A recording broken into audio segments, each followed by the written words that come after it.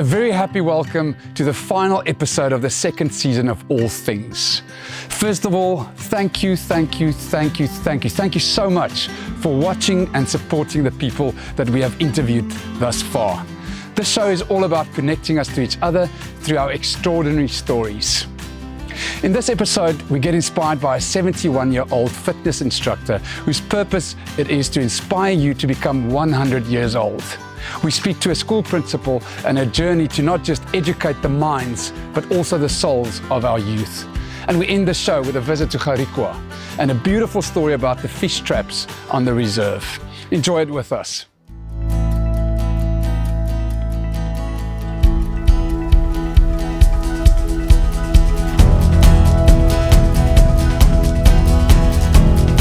And my name is Nell. I'm 71 years old.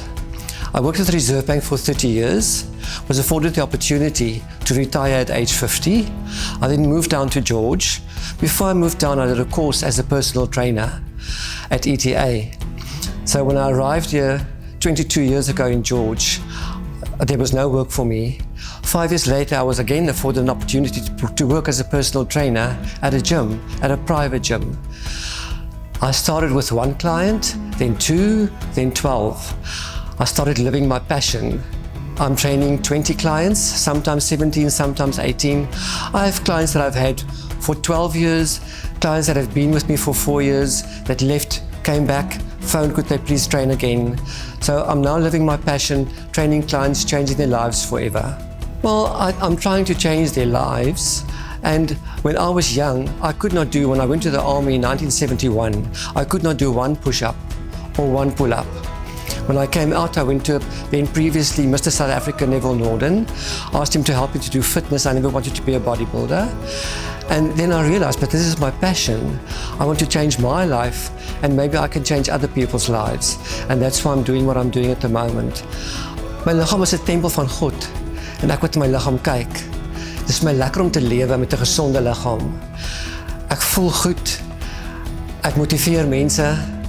En ek wil net na myself kan kyk sodat ek 'n gesonde lewe kan lei en ander mense kan help en motiveer om 'n gesonde lewe te hê. Op hierdie stadium is my grootste probleem van my oefen, ek het 'n waglys.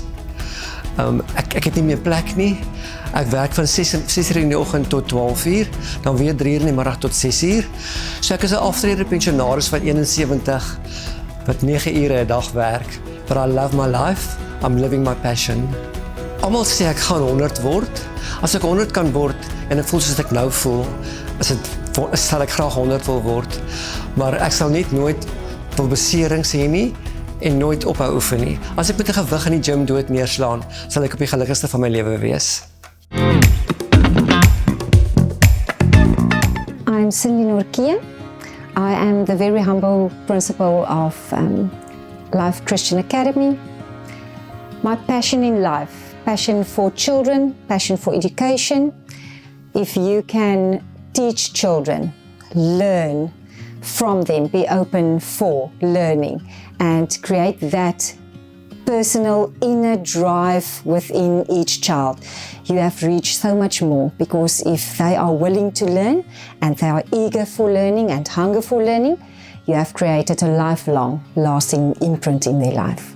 My personal philosophy in life is to go and bloom where you are planted, because you are there for a reason, for a season, in a certain place.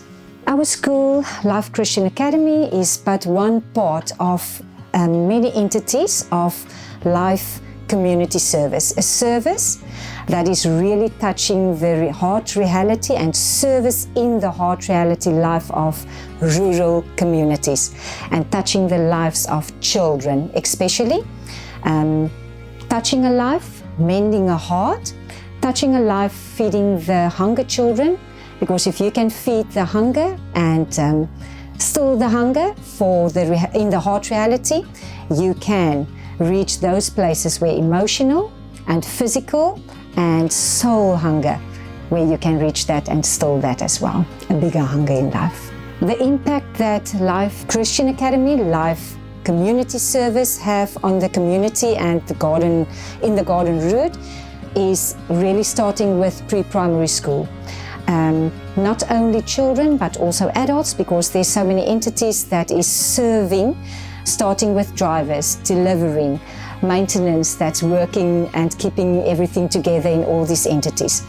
The storehouse that is keeping all the clothes, food and serving where clothing is needed, where the hard reality is hitting the ground and children need more than just food, to clothe them not only physically but also spiritually in our ministry centers.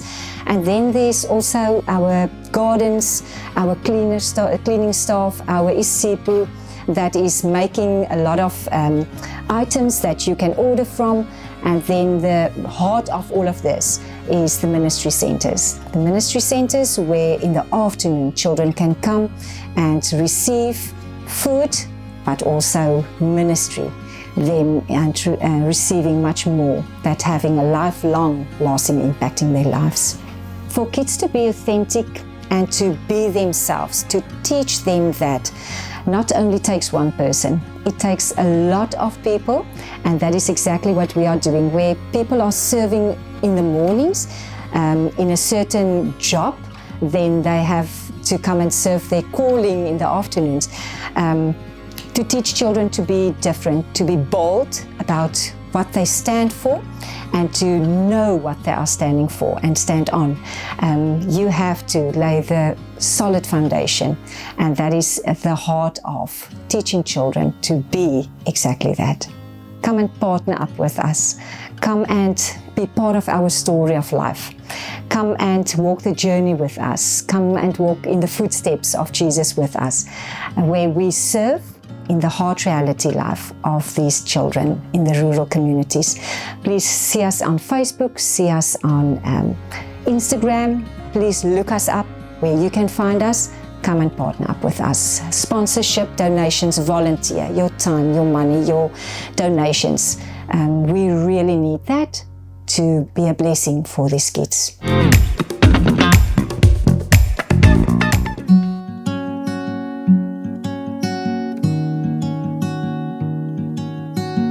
Hello everybody, my name is Ethan. I'm the ranger and field guide here at Gourikwa Nature Reserve. Today we're standing in a very special place. We're standing on a rocky coastline of Gourikwa, and it's really special because what we have here is something of historical, cultural and heritage importance. So what we're looking at the back here is a fish traps. So these might, when you're driving past, they might just look like normal rock pools, but they're actually man-made. And they were man-made by the strandlopers, the indigenous people of the past. Some may call them the Khoi, or some may call them the Sun. But the general term for the indigenous people that lived off the coastline are strandlopers. So these people lived off the coastline. They ate the organisms that they could find on the rocks. They ate limpets, they ate shellfish, they ate crabs, they ate rockfish. And how they got all these fish, if they wanted bigger prey for more sustenance, they actually they had to build rock pools. So they used the tide, the change in the tide, high tide and low tide, and where they could capture fish, they would build walls. So when it's high tide, the water comes in and brings in fishes and octopuses and shellfish, all those nice creatures. And when the tide recedes, these fishes can't go back now because there's a wall blocking them now, because the water level has dropped. So now these fishes, they met with this obstacle, so they stay behind. And when it's low tide again, the strandlopers come in and they harvest what they can from what stayed behind. And there's proof of this. There's proof that they lived off these fish traps and off the shellfish off the coast with shell middens. So shell middens you can find almost anywhere along the South African coast, but they're basically a prehistoric rubbish dump that people used to deposit their shells and stuff. So if you want to see this stuff, come to Gourikwa. There's loads of them here and we keep it natural. So very exciting stuff, and this is what the people left behind. This is the proof that people were here and lift off this place.